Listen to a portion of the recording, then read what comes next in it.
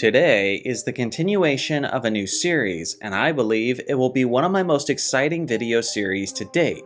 In this video and in this series, I'm researching some epic basketball stories about some of the greatest players of all time. I'll do my best to research these stories to figure out what specific games they're talking about, and I'll do my best to inform you guys on the details of the event.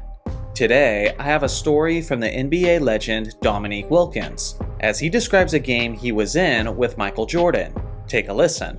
The best performance I ever witnessed and was part of was against Michael Jordan. And I never had a player to do this before. I think I had 57 in Atlanta. We go back to Chicago weeks later. And I remember Michael Jordan walks in our locker room before the game. We in suit and tie, haven't gotten dressed yet. He walks in our locker room. And I'm like, what the hell is he doing? So I'm thinking maybe going to the training room or something. So he walks by me, he walks by Kevin Willis, and he gets to Randy Whitman, and he slaps him on behind. And he said, lace him up, it's going to be a long night. And turned and walked out. And I'm in shock. I'm like, did he just... And I didn't know what to say. I said, well, you tell that so-and-so Scottie Pippen, I'm going to kick his ass. I didn't know what to say. He had 60. Even though he had 60, it's the way he had it. It was electric, man. I mean, it was incredible. Now, Dominique's perspective and stories about Michael Jordan are worth listening to, considering the incredible individual rivalry that they had. For example, both players averaged roughly 30 points per game over the course of their careers against one another. So let's take a look at the details of his story and see if I can figure out what game he's talking about.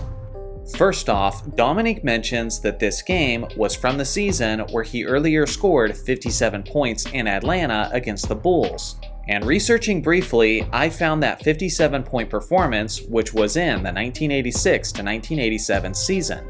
Dominique also mentions that he was teammates with Kevin Willis and Randy Whitman, who were apparently present in the locker room, and that does in fact check out with the 86 to 87 season, as all three of those players were teammates on the Hawks that year.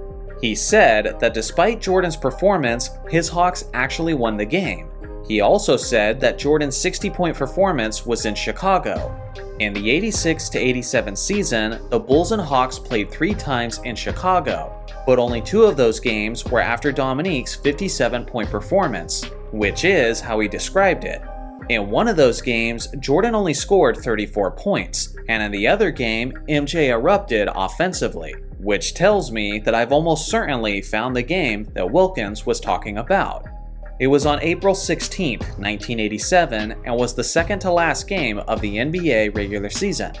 The Hawks were standing strong with the second seed in the East, and with a 56-24 record.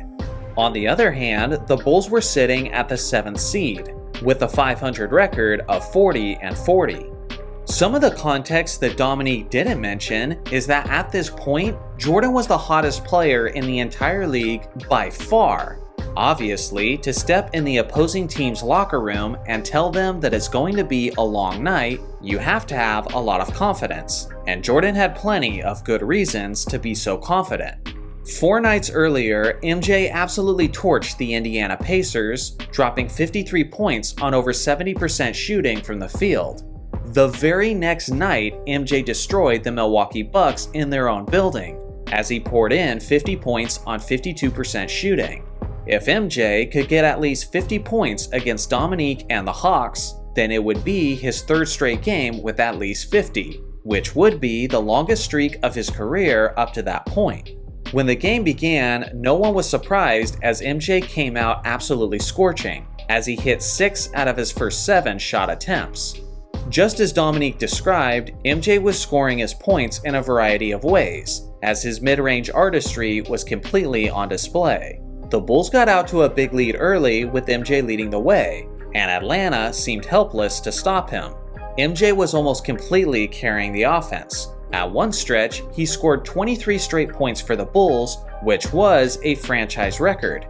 With his 38th point, he surpassed 3,000 total points on the season, joining Wilt Chamberlain as the only players to score at least 3,000 points in a season. To this very day, Chamberlain and Jordan are still the only players to ever do it. Towards the halfway point of the third quarter, Jordan was scoring into the high 40s. And something that's worth noting is how exhausted MJ was in this contest. The only other time I can recall him being this weary in a game was during the famous flu game and during his final game with the Chicago Bulls. I think this just tells you how much he had to carry Chicago offensively at this point in his career.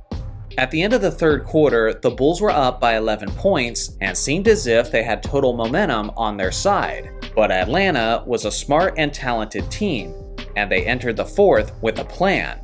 They became extremely physical with MJ, trying to punish him whenever he attacked the basket. They were also winning the loose balls and the hustle plays, while Chicago was struggling to get a rebound. MJ did his best to hold off the Hawks' surge, but with just under a minute left in the game, the two teams found themselves tied at 112.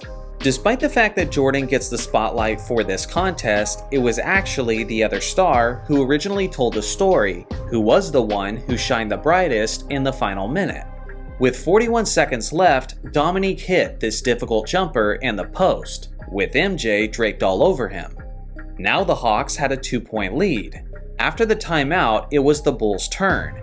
MJ drove to the left side, trying to get past the double team, when he was hit as he was taking a jump shot. MJ hit both free throws, which not only tied the game, but also gave him a total of 61 points, which was the third time he had eclipsed 60 in his NBA career. Now it was Atlanta's turn again. The ball found its way back to Dominique, and he picked up his dribble while MJ was blanketing him. Despite being forced into a highly contested 20-footer, Dominique still buried the jump shot, clutchly giving the lead back to the Hawks. With 11 seconds left, the ball was going back to Chicago as they trailed by just 2 points. MJ drove until he was triple-teamed, and forced up a shot that ended up being well short. Dominique then got the clutch rebound and was fouled with 2 seconds left in the game.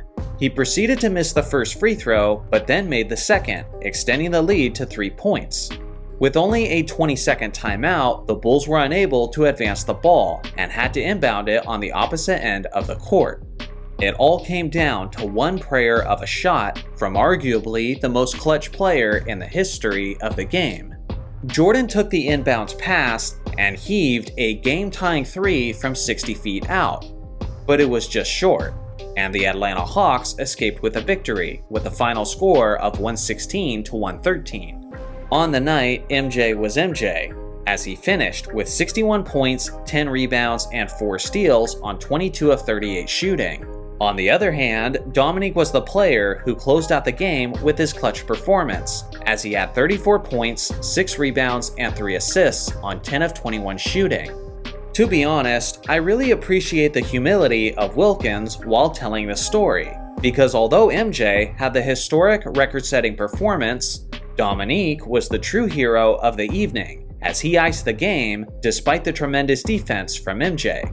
Ultimately, Wilkins was extremely precise in telling the story, except for one glaring detail that he clearly isn't remembering correctly. According to Dominique, after MJ told him in the locker room that it was going to be a long night, he responded by saying that he would kick Scottie Pippen's butt. The only thing is, Scottie Pippen wasn't even in the NBA yet, but rather, he was still finishing up his final year at the University of Central Arkansas. But other than that, the story checks out and is almost exactly as he told it. So what do you guys think? Who else has a good story that I should cover? Please keep the suggestions coming because I love making videos in this series. Thanks for watching as always, make sure to like and subscribe for more basketball content, and I'll see you guys in the next video.